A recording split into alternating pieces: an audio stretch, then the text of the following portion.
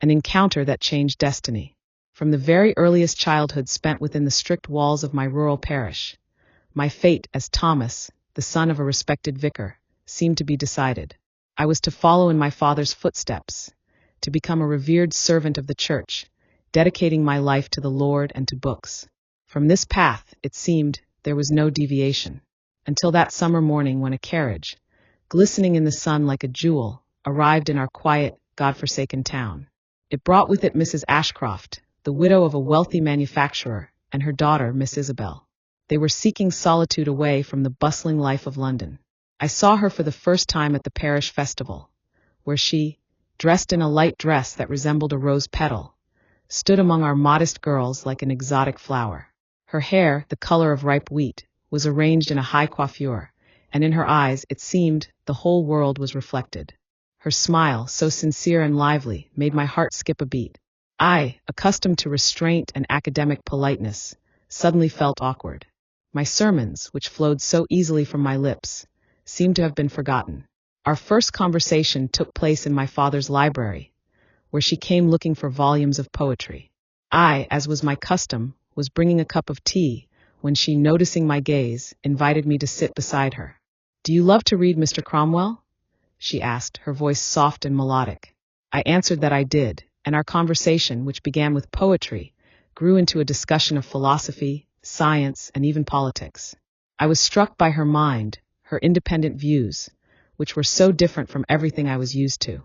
Every evening, I found a reason to visit her, bringing either a rare plant for her garden or a new volume that I had specially ordered for her. I, a man accustomed to stability, suddenly began to seek danger in her smile and pleasure in her gaze. My first feeling was like the first thunder in a spring sky, unexpected, powerful, and inevitable. I realized that my heart, which I had believed was already given to the church, belonged to her, and only to her. But our romance was doomed. She was from a wealthy family, and I was the son of a vicar on the threshold of a church career. Her mother, Mrs. Ashcroft, seeing our meetings, immediately understood what was happening. "Mr. Cromwell," she said to me one evening as I was walking Isabel home, "I believe you should understand that my daughter has certain hopes for her future." I understood her words. She meant that our love had no future. I was heartbroken. The next day, Isabel was waiting for me at the parish gates. Her face was sad, but her eyes were filled with determination. "I must return to London, Thomas," she said. "My mother has already found a husband for me." I was silent, unable to find the words. My heart, it seemed, had shattered into 1,000 pieces. "But I will never forget you," she said, her voice trembling slightly. "You showed me a world I never knew existed." She left.